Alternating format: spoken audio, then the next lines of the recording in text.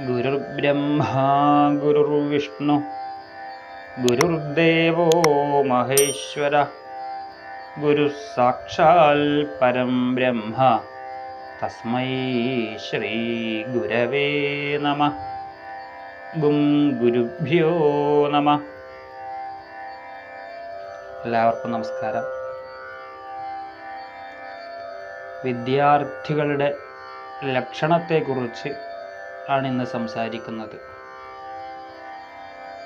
നമ്മുടെ കുട്ടികളൊക്കെ വിദ്യാഭ്യാസം ചെയ്യുന്നവരാണ്.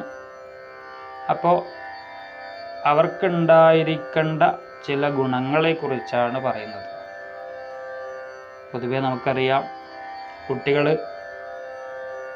നേരത്തെ കിടക്കുക, അതുപോലെ നേരത്തെ എണീക്കുക, ഈ ഒരു സമ്പ്രദായം നമ്മൾ കുട്ടികളിൽ ഉണ്ടാക്കി കൊണ്ടുവരണം. കൃത്യമായി ഉറങ്ങാൻ അവർക്ക് അനുവാദം കൊടുക്കുക. കാരണം കൃത്യമായി ഉറക്കം കിട്ടിയാൽ മാത്രമേ അവർക്ക് ബാക്കിയുള്ള സമയം ശ്രദ്ധയോടുകൂടിയും ക്ഷീണമില്ലാതെയും പഠിക്കാൻ സാധിക്കൂ. അതുകൊണ്ട് അവർക്ക് കൃത്യമായി വിശ്രമം എന്ന ഭാവത്തിൽ ഉറങ്ങാനുള്ള സമയം കൃത്യമായിട്ട് അവർക്ക് അനുവദിച്ചു കൊടുക്കുക. ചുരുങ്ങിയത് ഒരു 8 മണിക്കൂറെങ്കിലും കുട്ടികളെ ഉറങ്ങാൻ അനുവദിക്കുക. ഉറക്കം കളഞ്ഞ് അവരെ പഠിപ്പിക്കാൻ നമ്മൾ നിർബന്ധിതരാക്കരുത്. അപ്പോൾ ആദ്യം നമ്മൾ ശ്രദ്ധിക്കേണ്ടത് അവർക്ക് വേണ്ടുന്ന വിശ്രമം കൊടുക്കുക എന്നുള്ളതാണ്. അങ്ങനെ നേരത്തെ കിടന്ന് നേരത്തെ എണീക്കാനാവും. രാവിലെ ഒരു 6 മണി 7 മണിക്കെങ്കിലും അവരെ എണീപ്പിക്കാൻ വേണ്ടി ശ്രമിക്കുക. നേരത്തെ എണീപ്പിക്കാൻ പറ്റുമെങ്കിൽ അത് ചെയ്യേണ്ടതാണ്. ഇല്ലെങ്കിൽ ഈ സമയത്തെങ്കിലും അവരെ എണീക്കാൻ വേണ്ടി നിർബന്ധിതരാക്കുക. പിന്നെ അവർ വേണ്ട വിധത്തിൽ കുളി കാര്യങ്ങളൊക്കെ ചെയ്തതിന് ശേഷം കുറച്ച് സമയം ഈശ്വര ആരാധനയ്ക്ക് വേണ്ടിയിട്ട് അവർ ചിലവഴിക്കാൻ വേണ്ടി പറയാം. കുറച്ച് സമയം ഏകാഗ്രമായി പൂജാമുറിയിലൊക്കെ ഇരുന്ന് വിളക്ക് കൊളുത്തിയിരുന്നതിന് ശേഷം ജപിക്കാൻ വേണ്ടി പറയുക. അങ്ങനെ നമ്മൾ കുറച്ച് സമയം ഈശ്വര ചിന്ത ചെയ്യുമ്പോൾ മനസ്സ് കുറച്ച് ഏകാഗ്രമാവാൻ സാധ്യതയുണ്ട്. അതിനു വേണ്ടിയിട്ടും കൂടിയാണ് ഈ ഈശ്വരാരാധന പറയുന്നത്. രാവിലെ കുളിയൊക്കെ കഴിഞ്ഞ് വിളക്കിൻ്റെ മുന്നിൽ ഇരിക്കുമ്പോൾ അവർക്ക് വല്ലാത്തൊരു അനുഭൂതി ഉണ്ടാകും. അങ്ങനെ ചിട്ടയായി ഒരു ഈശ്വരാരാധന, അത് മണിക്കൂറുകളോളം വേണമെന്നൊന്നുമില്ല, ഒരു 10 മിനിറ്റെങ്കിലും അതിനു വേണ്ടി ചെലവഴിക്കാൻ വേണ്ടി അവരെ നിർബന്ധം പറയുക. അതിനുശേഷം അവരോട് അന്നെടുത്ത പാഠങ്ങളൊക്കെ ഒന്ന് വായിച്ചു നോക്കാൻ പറയുക. ഭക്ഷണം കൃത്യമായിട്ട് കഴിക്കാൻ പറയുക. ചില കുട്ടികളൊക്കെ സ്കൂളിൽ പോകണം അല്ലെങ്കിൽ പഠിക്കാനുണ്ടെന്ന് അറിയുമ്പോൾ ഭക്ഷണം ശ്രദ്ധിക്കാതിരിക്കുന്നത് കാണാം. അങ്ങനെ പാടില്ല. അവരുടെ ആരോഗ്യത്തിന് ആവശ്യമായ ഭക്ഷണം എന്തായാലും അവർക്ക് കഴിക്കാൻ വേണ്ടി കൊടുക്കണം, നിർബന്ധമായിട്ട് കഴിപ്പിക്കണം. ഇത്രയും കാര്യമായിട്ട് ശ്രദ്ധിക്കേണ്ട കുറച്ച് വിഷയങ്ങൾ. പിന്നെ ഈ വിദ്യാർത്ഥി ലക്ഷണത്തെക്കുറിച്ച് ഒരു ശ്ലോകം പൊതുവെ കേൾക്കാറുണ്ട്. ആ ശ്ലോകത്തെയാണ് നമ്മൾ ഇന്ന് പ്രധാനമായിട്ടും ഒന്ന് വിശകലനം ചെയ്യുന്നത്. എന്താണ് ശ്ലോകം എന്ന് നമുക്ക് ശ്രദ്ധിക്കാം. കാകദൃഷ്ടി ഭഗധ്യാനം ശ്വാനനിദ്രാ തഥൈവ ച അല്പാഹാരം ജീർണവസ്ത്രം ഏതൽ വിദ്യാർത്ഥിലക്ഷണം. ഒന്നുകൂടി നോക്കാം.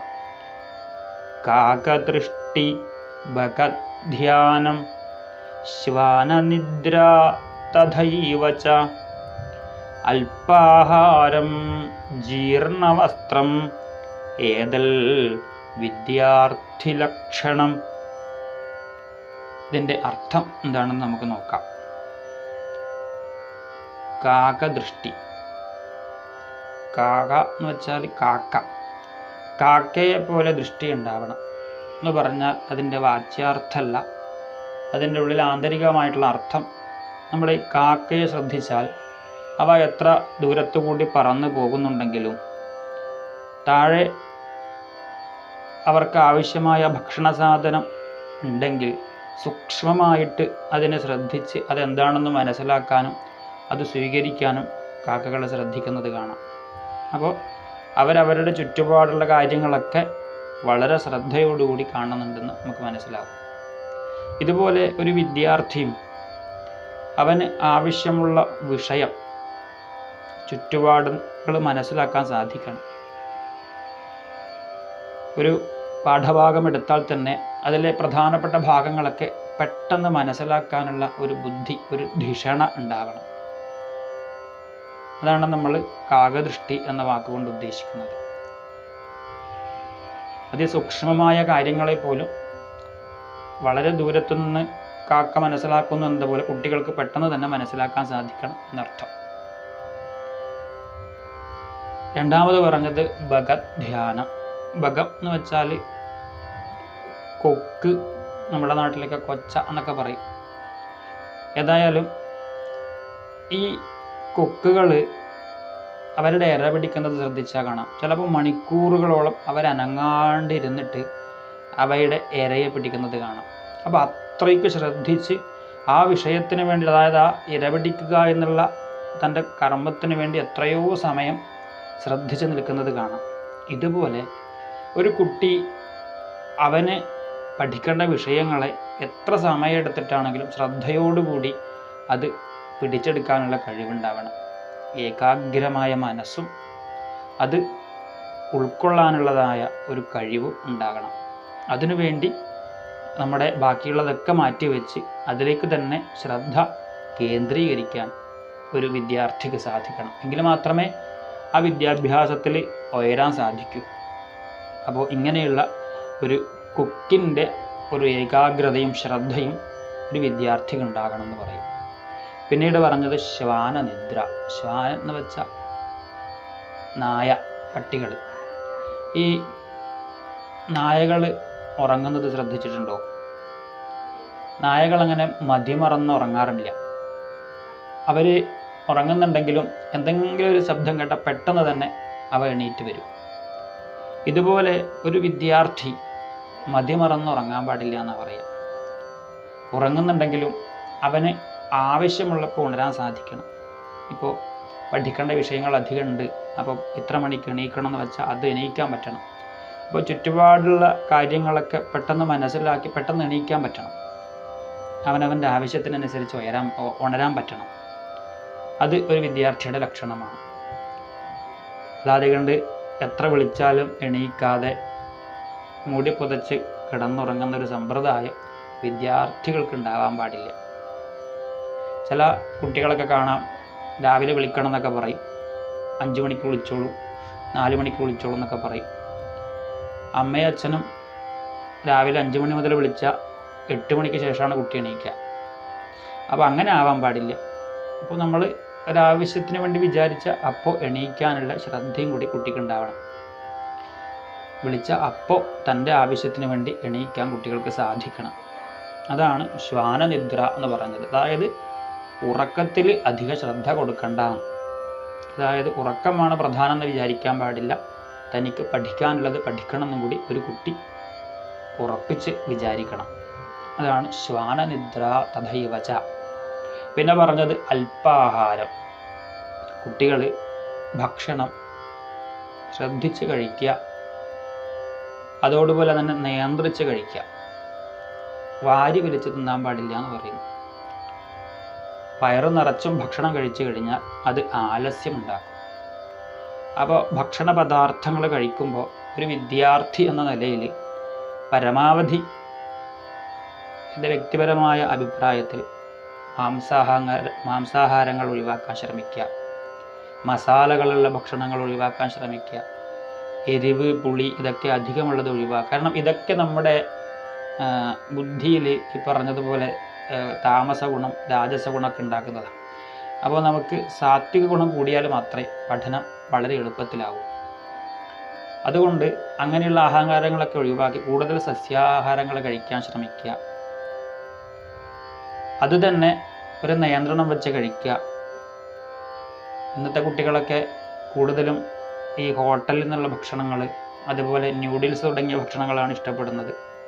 മസാല അധികമുള്ള ഭക്ഷണങ്ങൾ, എണ്ണ പലഹാരങ്ങൾ. അപ്പോൾ ഇതൊക്കെ പരമാവധി ഒഴിവാക്കി ഒന്ന് നിയന്ത്രിച്ച് നിന്നാൽ അത് വയറിനും നല്ലതാണ്, ശരീരത്തിനും നല്ലതാണ്, ഈ പറഞ്ഞ പഠനത്തിനും നല്ലതാണ്. അതുകൊണ്ട് ഭക്ഷണം നിയന്ത്രിച്ച് അല്പാഹാരം, അതായത് വയറ് നിറച്ച് കഴിക്കാതെ കണ്ട് കുറച്ച് കഴിക്കുക. അപ്പോൾ ശ്രദ്ധ കൂടും, ഈ ആലസ്യം കുറഞ്ഞു വരും. അതിനുവേണ്ടി അല്പാഹാരം എന്ന് പറഞ്ഞു. പിന്നെ ജീർണവസ്ത്രം. ജീർണവസ്ത്രം എന്ന് വെച്ചാൽ അഴുകിയ വസ്ത്രം എന്ന് നമ്മൾ അർത്ഥമെടുക്കണ്ട. ഈ വസ്ത്രധാരണത്തെക്കുറിച്ചാണ് അവിടെ ഉദ്ദേശിക്കുന്നത്. ഇപ്പോഴത്തെ കുട്ടികളൊക്കെ സ്കൂളിൽ പോവുകയാണെങ്കിൽ കണ്ണാടിയുടെ മുന്നിൽ 1 മണിക്കൂറും 2 മണിക്കൂറൊക്കെ നിൽക്കുന്നത് കാണാം, അണിഞ്ഞൊരുങ്ങാൻ വേണ്ടിയിട്ട്. കല്യാണത്തിന് പോവുകയാണോ സംശയം തോന്നും. അങ്ങനെ പാടില്ല. അതായത് നമ്മുടെ വസ്ത്രധാരണത്തെ വല്ലാണ്ട് ശ്രദ്ധിക്കാനില്ല എന്നർത്ഥം. അത് പറഞ്ഞു എന്ന് വെച്ചിട്ട് ഒന്നിനും കൊള്ളാത്ത വസ്ത്രം എടുത്തിട്ട് പോകണം എന്നല്ല അർത്ഥം. ഇത്രയും സമയം നമ്മൾ പഠനം മാറ്റി വെച്ചിട്ടാണ്. ചില കുട്ടികൾക്കൊക്കെ കുളിക്കാൻ മണിക്കൂറുകളൊക്കെ വേണം. 1 മണിക്കൂർ 2 മണിക്കൂറൊക്കെ എടുത്ത് കുളിക്കുന്ന കുട്ടികളുണ്ട്. അതുപോലെ തന്നെ അണിഞ്ഞൊരുങ്ങാൻ വേണ്ടി 1 മണിക്കൂർ 2 മണിക്കൂർ എടുക്കുക. അതൊക്കെ ചുരുക്കുക, അതിലൊക്കെ ശ്രദ്ധ കുറയ്ക്കുക. എന്നിട്ട് പെട്ടെന്ന് തന്നെ കുളിക്കുക, പെട്ടെന്ന് തന്നെ വസ്ത്രധാരണം ചെയ്യുക. അപ്പോൾ അതിൽ ശ്രദ്ധ കുറച്ച് ചെറിയ തോതിൽ നമ്മൾ അണിഞ്ഞൊരുങ്ങി അങ്ങോട്ട് പോവുക. അപ്പോൾ അത്രയും സമയം നമുക്ക് പഠന കാര്യത്തിന് വേണ്ടി ഉപയോഗിക്കാം. പഠനം എന്ന് വെച്ചാൽ പുസ്തകത്തിൻ്റെ മുന്നിൽ 24 മണിക്കൂർ ഇരിക്കൽ മാത്രമല്ല പഠനം. നമ്മൾ അച്ഛനമ്മമാരോട് മിണ്ടാൻ സമയം കണ്ടെത്തുന്നതും, സമൂഹത്തിലെ ആൾക്കാരോട് മിണ്ടുന്നതും, ഇപ്പോൾ നമ്മൾ ചിലപ്പോൾ രക്ഷിതാക്കൾ പറയുന്നത് കേട്ട് കടയിൽ പോയി സാധനം വാങ്ങൽ, ഇതൊക്കെ പഠനമാണ്. ഇന്നത്തെ കുട്ടികൾ ഇതൊന്നും പതിവില്ല. ഇപ്പോൾ ഒരു കടയിൽ പോയി സാധനം വാങ്ങാനൊന്നും ഒരു കുട്ടികളും പോകാൻ പതിവില്ല. പക്ഷെ അങ്ങനെയൊന്നല്ല വേണ്ടത്. നമ്മൾ ഇതൊക്കെ ചെയ്താൽ മാത്രമേ സമൂഹത്തിൽ ഇറങ്ങി ചെയ്യേണ്ട കാര്യങ്ങൾ നമുക്ക് പഠിക്കാൻ പറ്റൂ. അല്ലാതെ കണ്ട് നമ്മൾ തിയറി മാത്രം പഠിക്കുക, ഇതിൻ്റെ പ്രാക്ടിക്കൽ അറിയാണ്ടെന്ന് ഇതിനെ കൊണ്ട് കാര്യമില്ല. നമ്മുടെ പഠനം, ജീവിതം നാളെ നല്ല രീതിയിൽ കൊണ്ടുപോവുക, അതിനുള്ള പല സാഹചര്യങ്ങളും നമ്മൾ അതിജീവിക്കുക, ഇതിനൊക്കെ വേണ്ടിയാണ് നമ്മൾ പഠിക്കുന്നത്. അല്ലാതെ കണ്ട് പുസ്തകത്തിലുള്ളത് നമ്മൾ പഠിച്ചു, അതുപോലെ ചെയ്തു, ബാക്കിയൊന്നും ചെയ്യാനറിയില്ല, ഒരു ഒരു അപകടഘട്ടം വരുമ്പോൾ അതിനെ തരണം ചെയ്യാൻ സാധിക്കുന്നില്ല, മനസ്സിന് പക്വത വരുന്നില്ല. പിന്നെ കോമൺ സെൻസ് എന്ന് പറയുന്നൊരു സാധനം ഉണ്ടല്ലോ, ആ പ്രായോഗിക ബുദ്ധി ഉപയോഗിക്കാൻ പറ്റാണ്ട് വരിക. ചില സ്ഥലത്ത് നമ്മൾ പഠിച്ചത് മാത്രം നല്ല ഉപയോഗിക്കേണ്ടത്. ഇപ്പോൾ ഒരു കുട്ടിക്ക് ഒരു വീട്ടിൽ ഭക്ഷണം ഉണ്ടാക്കുമ്പോൾ അതിന് ഉപ്പിടുന്നതും അല്ലെങ്കിൽ അരി വെക്കുന്നതൊക്കെ നമ്മൾ പുസ്തകത്തിൽ നോക്കി പഠിച്ചിട്ട് ചെയ്യേണ്ടതല്ല. നമ്മുടെ ബുദ്ധി ഉപയോഗിച്ച് ഏകദേശം എത്ര വേണ്ടി വരുന്നത് നമ്മൾ കണക്കാക്കി ചെയ്യാം. ഇത്ര ആൾക്ക് ഇത്ര അരി വേണ്ടി വരും, ഇത്ര നമ്മൾ കൂട്ടാനാക്കുമ്പോൾ അതിൽ ഇത്ര ഉപ്പ് വേണ്ടി വരും, എന്തെങ്കിലും ഒരു കറിയാക്കുമ്പോൾ ഇത്ര ഉപ്പ് വേണ്ടി വരും എന്നൊക്കെ ഉള്ളതൊരു സാമാന്യ ബുദ്ധിയാണ്. ആ സാമാന്യ ബുദ്ധി നമുക്ക് ഉപയോഗിക്കാൻ സാധിക്കണം. അതിലേക്ക് വരാൻ കൂടി വേണ്ടിയിട്ടാണ് നമ്മൾ പഠനം, അല്ലാതെ കണ്ട് പുസ്തകം നോക്കി പഠിക്കുക മാത്രമല്ല. അപ്പോൾ അതുകൊണ്ട് നമ്മൾ എന്ത് ചെയ്യണം? ഈ പറഞ്ഞ വസ്ത്രത്തിൽ അധികം ശ്രദ്ധിക്കേണ്ട, അല്ലെങ്കിൽ നമ്മൾ അണിഞ്ഞൊരുങ്ങുന്നതിന് അധികം ശ്രദ്ധിക്കേണ്ട എന്നർത്ഥം. അതൊക്കെ നമ്മൾ പ്രധാനമല്ല, രണ്ടാമത്തെ ഒരു ഭാവത്തിൽ മാത്രം കാണുക. അങ്ങനെ വേണം കുട്ടികൾ എന്നാണ് പറയുന്നത്. അപ്പോൾ ഇത്രയും കാര്യങ്ങളാണ് വിദ്യാർത്ഥി ലക്ഷണങ്ങളെന്ന് ഒരു ശ്ലോകത്തിൽ പറയുന്നുണ്ട്. ഇത്രയും ശ്രദ്ധിച്ചാൽ തന്നെ കുട്ടികൾക്ക് കൂടുതൽ പഠന കാര്യത്തിലേക്കും ശ്രദ്ധിക്കാൻ പറ്റും, കൂടുതൽ വിജയം നേടാൻ സാധിക്കും. പരീക്ഷയ്ക്ക് വിജയം നേടൽ മാത്രമല്ല ഒരു വിദ്യാർത്ഥിയുടെ ലക്ഷണം. ഇപ്പോൾ പഠിച്ച് ജോലി കിട്ടിയോ ഇല്ലയോ എന്നുള്ളതിനേക്കാൾ ജീവിക്കാൻ പഠിച്ചോ എന്നുള്ളതാണ് പ്രധാനം.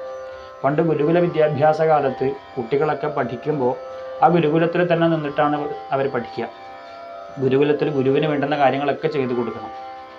അപ്പോൾ ഗുരുവിന് ഭക്ഷണമാക്കി കൊടുക്കണം എന്ന് പറഞ്ഞാൽ നമ്മൾ എന്ത് ചെയ്യും? നമ്മൾ ഭക്ഷണമാക്കേണ്ടത് എങ്ങനെയാണെന്ന് പഠിക്കും. അതുപോലെ വസ്ത്രം, അവനവൻ്റെ വസ്ത്രം അവനവൻ അലക്കുക, അവനവൻ കഴിച്ച പാത്രങ്ങൾ അവനവൻ കഴുകി വൃത്തിയാക്കി വെക്കുക. ഇതൊക്കെ നമ്മളെ കുട്ടികളെ ശീലിപ്പിക്കേണ്ടതാണ്.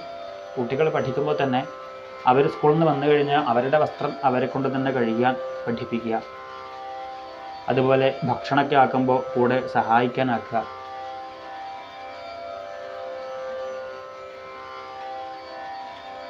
അതുപോലെ എല്ലാ കാര്യത്തിലും നമ്മൾ ചെയ്യുന്ന കർമ്മത്തിലൊക്കെ അവരെയും കൂടി കൂട്ടുക. അപ്പോൾ അവർ ഈ സ്കൂൾ പഠനത്തോടൊപ്പം തന്നെ മറ്റുള്ള ഈ സമൂഹത്തിൽ എങ്ങനെ ജീവിക്കണം എന്നുള്ള പഠനം കൂടി അവർ കൈവരിക്കും. അതാണ് പണ്ട് ഗുരുകുല വിദ്യാഭ്യാസ കാലത്ത് ചെയ്തത്. കാരണം ഗുരുവിൻ്റെ ഇച്ഛയ്ക്കനുസരിച്ച്, ഇഷ്ടത്തിനനുസരിച്ചിട്ട് പല കഷ്ടപ്പാടുകളും അനുഭവിച്ചിട്ടാണ് ഒരു കുട്ടി അവൻ്റെ വിദ്യാഭ്യാസകാലം കഴിഞ്ഞ് തിരിച്ചു വരുന്നത്. അപ്പോഴേക്കും അവൻ ഈ പഠനത്തോടൊപ്പം എങ്ങനെ ജീവിക്കണം എന്നും കൂടി മനസ്സിലാക്കിയിട്ടുണ്ടാവും. അങ്ങനെ ഉയർന്നു വരാൻ നമ്മുടെ കുട്ടികൾക്കൊക്കെ സാധിക്കണം. അതിനു വേണ്ടിയാണ് ഈ വിദ്യാർത്ഥി ലക്ഷണങ്ങളൊക്കെ ഇവിടെ പറഞ്ഞത്.